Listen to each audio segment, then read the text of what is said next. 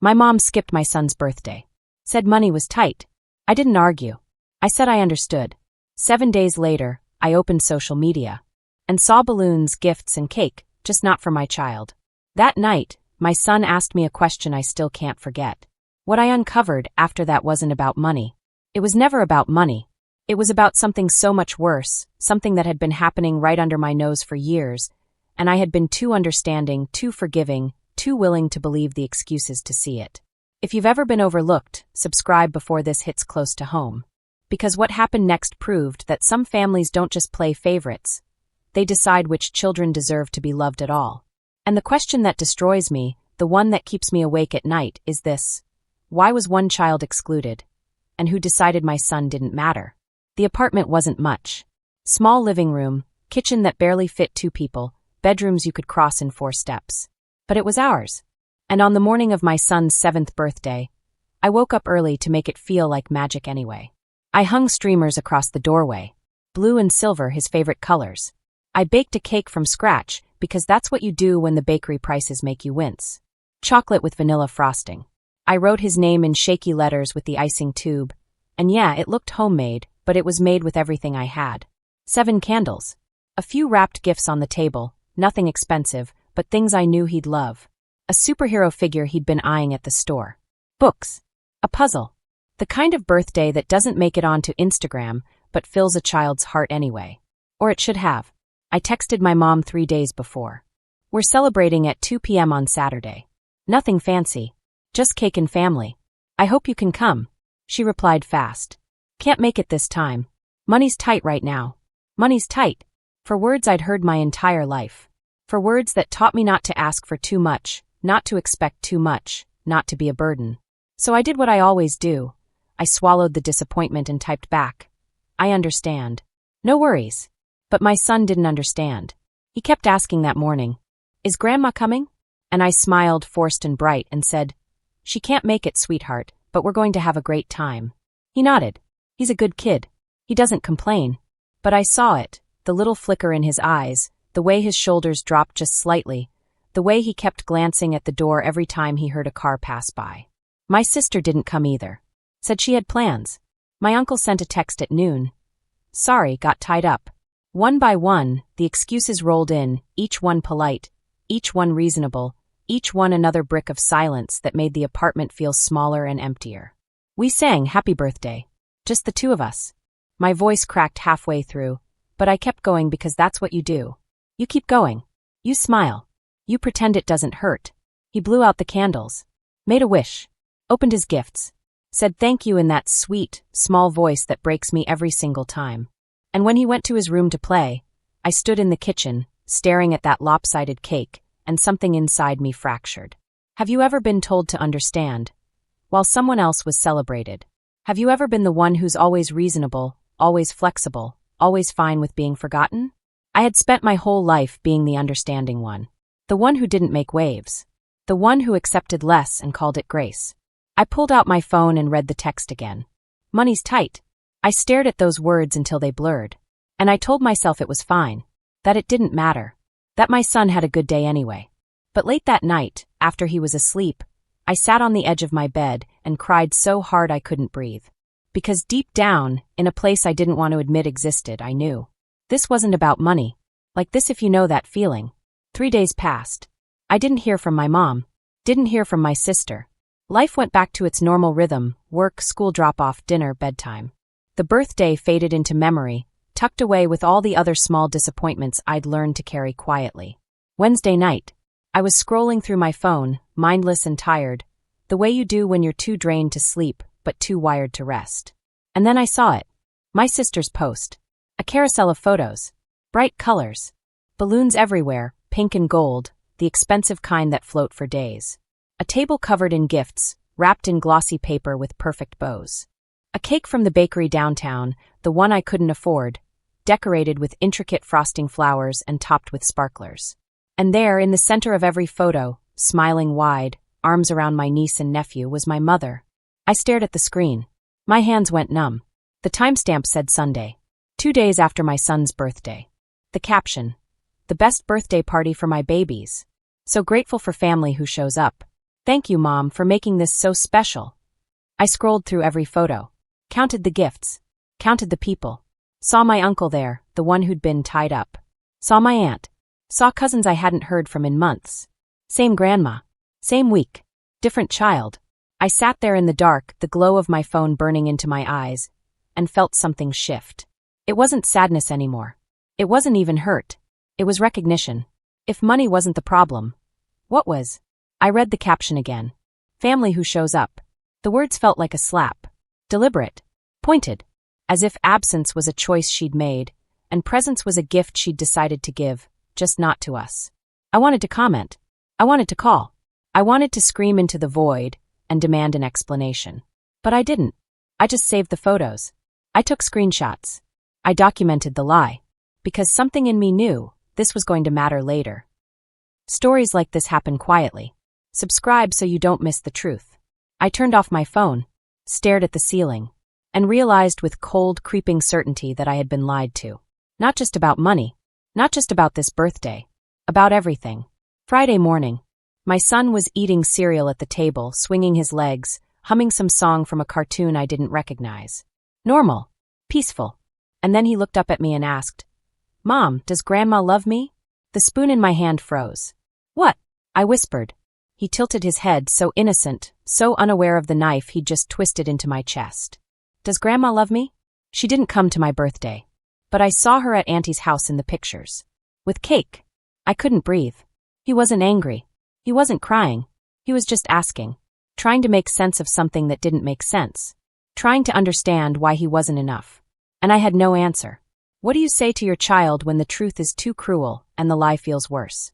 I knelt down beside him, took his small hands in mine, and said, "Grandma loves you, sweetheart. She's busy sometimes." He nodded, accepted it, went back to his cereal. But I stayed there on the floor, staring at him, and felt rage so pure it made my vision blur. This wasn't about me anymore. This wasn't about hurt feelings or missed parties or old wounds. This was about my son internalizing the message that he wasn't worth showing up for. That other children were celebrated while he was an afterthought. That love was conditional, and somehow, he hadn't met the conditions. What would you say to your child? I didn't have an answer that day. But I knew one thing with absolute certainty. I would never let him ask that question again. We've all seen favoritism destroy families. Stay with me. Because this was the moment I stopped being the understanding one. The moment I stopped making excuses for people who didn't deserve them.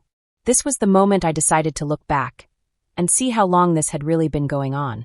I started going through my phone that night. Photos, messages, calendar events. Years of digital evidence I'd never thought to examine. My son's 3rd birthday, my mom had car trouble. His 4th birthday, she was feeling under the weather. His 5th birthday, she came, but left after 20 minutes because she had another commitment. His 6th birthday, she didn't even respond to the invitation. And every single time, I had understood. I had accepted. I had told myself it wasn't personal. But then I scrolled further. Looked at my sister's posts. Tracked the timeline. My niece's 3rd birthday. Full family gathering at a rented venue. Mom was there, front and center. My nephew's 4th birthday. Trampoline park, dozens of guests, mom in every photo. 5th, 6th, 7th. The pattern was so clear it was sickening. Every single one. She was there for every single one. It wasn't just birthdays. It was school plays. My son's preschool graduation. Mom said she had a doctor's appointment. My niece's preschool graduation 2 weeks later. There she was, holding flowers and crying proud tears. My son's first soccer game. She couldn't make it. My nephew's first soccer game. There's a photo of her in the stands with a homemade sign. This wasn't neglect. It was selection. This was a choice. Deliberate. Consistent. Undeniable. I sat on my bed surrounded by years of proof, and I finally let myself say it out loud. She chose them. And she didn't choose us. Some people call this harmless favoritism. I don't. Because favoritism is a grandparent who gives slightly bigger gifts to one child. Favoritism is showing up late to one event and on time to another. This wasn't favoritism. This was erasure. Comment, normal family behavior or emotional neglect. I already knew my answer. 2 weeks later, I was at my cousin's house for a family thing I didn't want to attend. I went because my son asked to see his cousins, and I wouldn't punish him for the sins of adults. I was in the kitchen refilling my coffee when my aunt walked in. She was talking to my uncle, not realizing I was standing right there. I still think it's unfair, she said quietly. That trust fund is substantial. I don't understand why only some of the grandkids are included. My uncle shrugged. It's her money. She can do what she wants. Trust fund. The words hit me like a freight train. I set down my coffee, turned to face them. What trust fund? They froze. My aunt's face went pale. Oh, she stammered. I assumed you knew. Knew what? She looked at my uncle. He looked away. Your mom set up a trust fund. For the grandkids. College, down payments on houses, that kind of thing. It's for your sister's kids. I felt my heart stop. Just my sister's kids. She nodded barely. I thought you knew. And my son. Silence. My son isn't included at all. She couldn't look at me. I'm sorry. I thought you knew. I left that house and sat in my car for an hour. Just sat there, hands shaking, vision blurred. This wasn't about birthdays. It was about legacy. It was about my mother deciding years ago that my son didn't deserve her investment. That his future didn't matter. That he could watch his cousins inherit opportunities while he got nothing. If you think family always plays fair, subscribe now. Because what I did next, most people would call cold. They'd call it harsh. They'd say I was being unforgiving. But I call it survival. I stopped answering calls. Stopped responding to texts. Stopped showing up to family events. At first, they didn't notice. Or maybe they did and just didn't care. But I noticed. I noticed how much lighter I felt without their expectations weighing me down. How much energy I'd been wasting trying to earn love that was never going to be given. I threw myself into work. Late nights.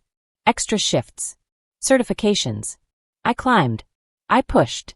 I built something they couldn't touch. I set boundaries like walls.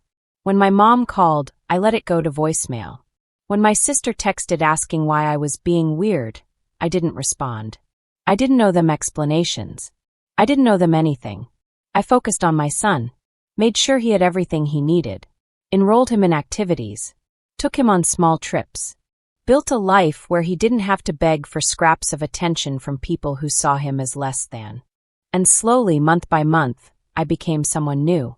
Someone who didn't apologize for taking up space. Someone who didn't shrink to make others comfortable. They didn't notice me disappear.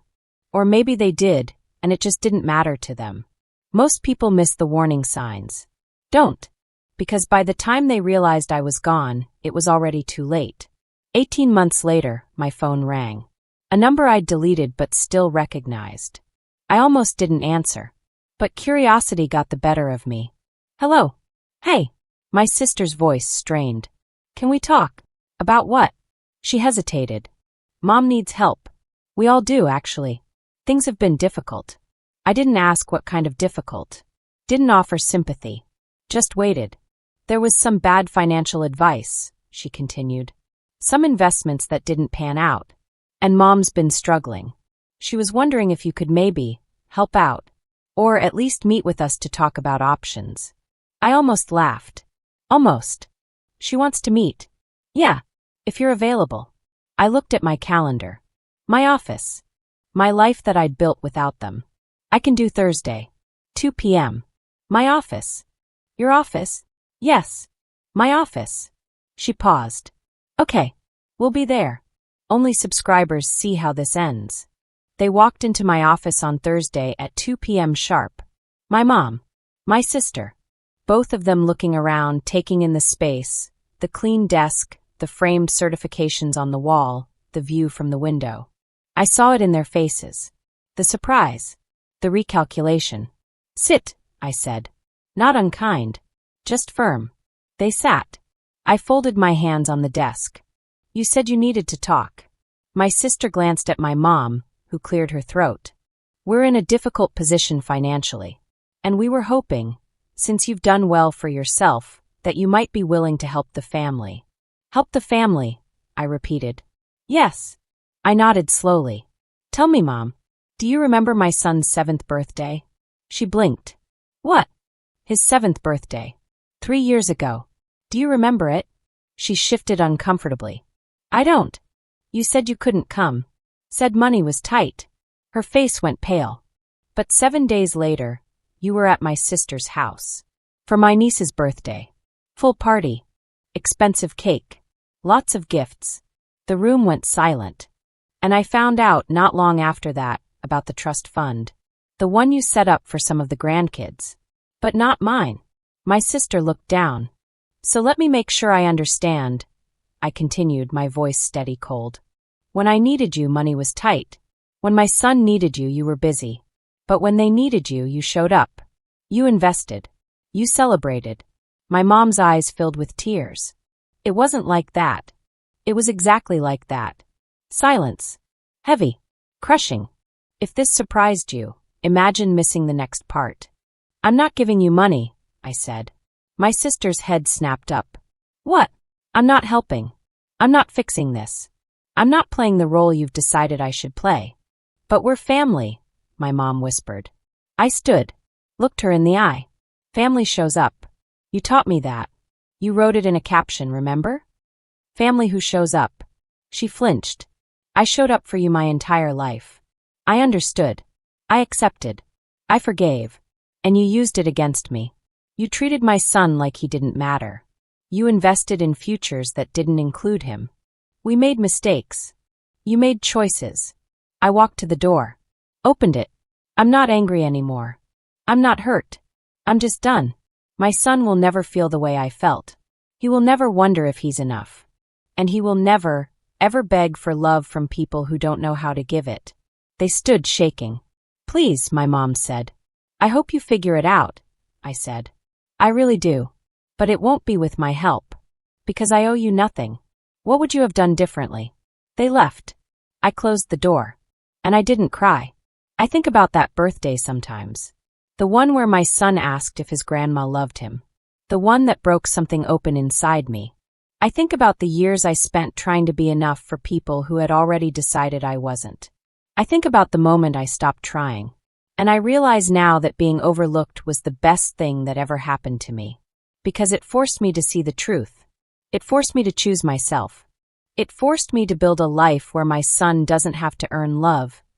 It's just given freely, endlessly, without condition.